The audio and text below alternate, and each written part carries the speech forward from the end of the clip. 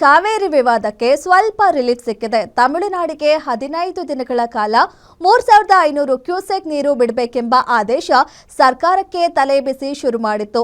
ಈ ಹಿನ್ನೆಲೆಯಲ್ಲಿ ಕಾನೂನು ಹೋರಾಟ ಯಾವ ರೀತಿ ಮಾಡಬೇಕು ಎಂಬ ಉದ್ದೇಶದಿಂದ ಸಿಎಂ ಸರ್ವಪಕ್ಷ ಸಭೆ ಕರೆದಿದ್ರು. ರಾಜ್ಯದ ಹಿತದೃಷ್ಟಿಯಿಂದ ಸರ್ವಪಕ್ಷಗಳ ನಾಯಕರು ಸಭೆಯಲ್ಲಿ ಒಗ್ಗಟ್ಟು ಪ್ರದರ್ಶನ ಮಾಡಿದ್ದಾರೆ.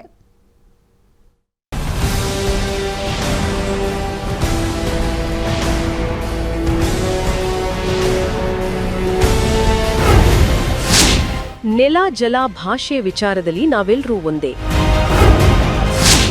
ಸರ್ವಪಕ್ಷ ಸಭೆಯಲ್ಲಿ ಸದಸ್ಯರಿಂದ ಒಗ್ಗಟ್ಟಿನ ಸಂದೇಶ. ಕೇಂದ್ರ ಜಲ ಆಯೋಗಕ್ಕೆ ಮೇಕೆದಾಟು ಡಿಪಿಆರ್ ಕಳುಹಿಸಲು ಸಲಹೆ. ಕಾವೇರಿ ನೀರಿಗಾಗಿ ತಮಿಳುನಾಡು ಕಿರಿಕ್ ಮಾಡ್ತಿದ್ದು ರಾಜ್ಯಾದ್ಯಂತ ಪ್ರತಿಭಟನೆಗಳು ಆಗ್ತಿವೆ. ಇಂದು ಅದೇ ವಿಚಾರದಲ್ಲಿ ಸಿಎಂ ಡಿಕೆಶಿ ನೇತೃತ್ವದಲ್ಲಿ ಸರ್ವಪಕ್ಷ ಸಭೆ ಕೂಡ ನಡೆದಿದೆ. ಕಾವೇರಿ ನದಿ ನೀರು ಬಿಡುವ ಆದೇಶ ರಾಜ್ಯ ಸರ್ಕಾರಕ್ಕೆ ದೊಡ್ಡ ತಲೆನೋವಾಗಿತ್ತು. ಸಿಡಬ್ಲ್ಯೂಆರ್ಸಿ ಹಾಗೂ ಸಿಡಬ್ಲ್ಯೂಎಂಎ ಕೊಟ್ಟ ಆದೇಶ ಸರ್ಕಾರಕ್ಕೆ ಬಿಸಿ ತಟ್ಟುವ ಎಲ್ಲಾ ಸಾಧ್ಯತೆಗಳು ಹೆಚ್ಚಾಗಿದ್ವು. ರಾಜ್ಯ ಸರ್ಕಾರದ ವಿರುದ್ಧ ವಿವಿಧ ಸಂಘಟನೆಗಳು ಹಾಗೂ ಬಿಜೆಪಿ ನಾಯಕರ ಪ್ರತಿಭಟನೆ ತೀವ್ರ ಸ್ವರೂಪ ಪಡೆದುಕೊಳ್ಳುತ್ತೆ ಅನ್ನೋವಾಗಲೇ ವರುಣದೇವ ರಾಜ್ಯ ಸರ್ಕಾರದ ಕೈ ಹಿಡಿದಿದ್ದು ಸದ್ಯ ನಿರಾಳತೆಯನ್ನ ತಂದಿದೆ.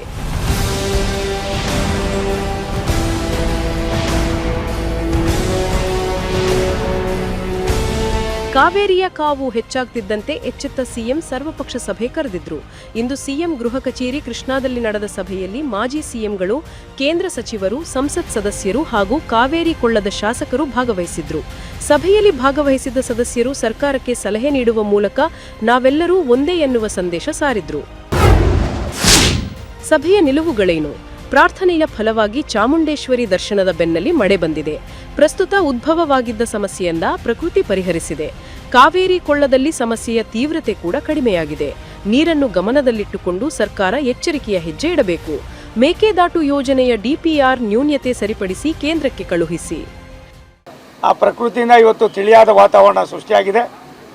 ಮುಂದಿನ ದಿನಗಳಲ್ಲಿ ಮೇಕೆದಾಟು ಯೋಜನೆಯನ್ನು ಯಾವ ರೀತಿ ಮಾಡಬೇಕು, ಏನು ಇವತ್ತು ಪರಿಸ್ಥಿತಿ ಇದು ಇವತ್ತಿದ್ದಾಗ ತಮಿಳುನಾಡಿನಲ್ಲಿ ಬೆಳೆಗೆ ಎಷ್ಟು, ಕುಡಿಯೋ ನೀರಿಗೆ ಎಷ್ಟು, ಇವತ್ತು ಈ ಮೊದಲನೇ ಬಾರಿಗೆ ಚರ್ಚೆ ಆಗಿದೆ. ಆದ್ದರಿಂದ ಭಾರತ ಸರ್ಕಾರ ಈಗಾಗಲೇ ಮೇಕೆದಾಟು ಯೋಜನೆಯನ್ನು ಕರ್ನಾಟಕದಲ್ಲಿ ಮಾಡೋದಕ್ಕೆ ನಮ್ಮದೇನು ಅಭ್ಯಂತರ ಇಲ್ಲ ಅನ್ನೋದನ್ನು ಕೂಡ ಹೇಳಿದ್ದಾರೆ. ಜಲದ ವಿವಾದ ಬಂದಾಗ, ತಮಿಳುನಾಡು ವಿಚಾರ ಬಂದಾಗ ನಾವೆಲ್ಲರೂ ಒಟ್ಟಿಗೆ ಇರಬೇಕು, ಕನ್ನಡಿಗರು, ಕರ್ನಾಟಕ ಜನ ಒಟ್ಟಿಗಿರಬೇಕು ಅನ್ನೋದು ಅಭಿಪ್ರಾಯ. ಆ ದೃಷ್ಟಿಯಿಂದ ನಮ್ಮ ಪಾರ್ಟಿನೂ ಕೂಡ ಒಟ್ಟಾಗಿ ಒಗ್ಗಟ್ಟನ್ನು ಪ್ರದರ್ಶನ ಮಾಡಿದೆ ನೀರಿನ ವಿಚಾರಕ್ಕೆ ಸಂಬಂಧಪಟ್ಟಂತೆ. ಆದರೂ ಕೂಡ ಈ ಬರಗಾಲ ಇರ್ಬೋದು, ಮತ್ತು ಟ್ರಿಬ್ಯುನಲಲ್ಲಿ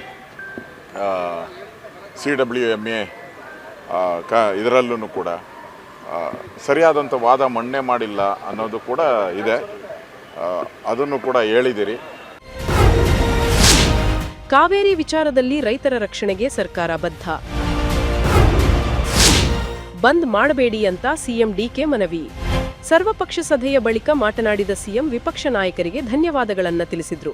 ಕಾವೇರಿ ವಿಚಾರದಲ್ಲಿ ರೈತರ ರಕ್ಷಣೆಗೆ ನಮ್ಮ ಸರ್ಕಾರ ಬದ್ಧವಾಗಿದೆ ಎಂದು ಭರವಸೆ ನೀಡಿದ್ರು. ಅಲ್ಲದೆ ಬಂದ್ ಆಚರಣೆಯಿಂದ ಯಾರಿಗೂ ಅನುಕೂಲವಿಲ್ಲ, ಹೀಗಾಗಿ ಬಂದ್ ಕೈ ಬಿಡುವಂತೆ ಎಲ್ಲ ಸಂಘಟನೆಗಳಿಗೂ ಸಿಎಂ ಮನವಿ ಮಾಡಿದ್ರು. ಇನ್ನು ಜನರ ಹಿತ ಕಾಯಲು ಸರ್ಕಾರ ಬದ್ಧವಾಗಿದೆ ಅಂತ ಭರವಸೆ ನೀಡಿದ್ರು. ಆದರೆ ಪ್ರಕೃತಿ ಕೂಡ ಇವತ್ತು ನಮಗೆ ಸಹಾಯ ಮಾಡಿದೆ. ದೇವರ ಕೃಪೆ ವರ್ಣ ನಮಗೆ ಇವತ್ತು ಸ್ವಲ್ಪ ಶಾಂತಿ ವಾತಾವರಣ ನಿರ್ಮಾಣ ಆಗಿದೆ. ಸೊ ನಾನೊಂದು ರಿಕ್ವೆಸ್ಟ್ ಮಾಡ್ಕೊಳ್ತಾ ಇದ್ದೀನಿ ಎಲ್ಲ ಸಂಘಟನೆಗಳಿಗೆ, ಕನ್ನಡ ಸಂಘಟನೆಗಳು, ರೈತರು ಮತ್ತು ವಿರೋಧ ಪಕ್ಷದ ನಾಯಕರುಗಳಿಗೆ, ಜನತಾದಳದ ನಾಯಕರುಗಳಿಗೆ, ಅವರೆಲ್ಲ ಕೂಡ 13ನೇ ತಾರೀಕು ಬಂದ್ ಬಗ್ಗೆ ಕರೆದಿದ್ದಾರೆ. BJPಯವರೇನು ಅದಕ್ಕೇನು ನೆನ್ನೆ ಹೋಗಿ ಡ್ಯಾಮ್ ಮುತ್ತಿಗೆ ಹಾಕಲಿಕ್ಕೆ ಪ್ರಯತ್ನ ಮಾಡಿದ್ರು. ಆಮೇಲೆ ಕೊನೆಗೆ ಅವ್ರಿಗೆ ವಿಚಾರ ಅರ್ಥ ಆಯಿತು.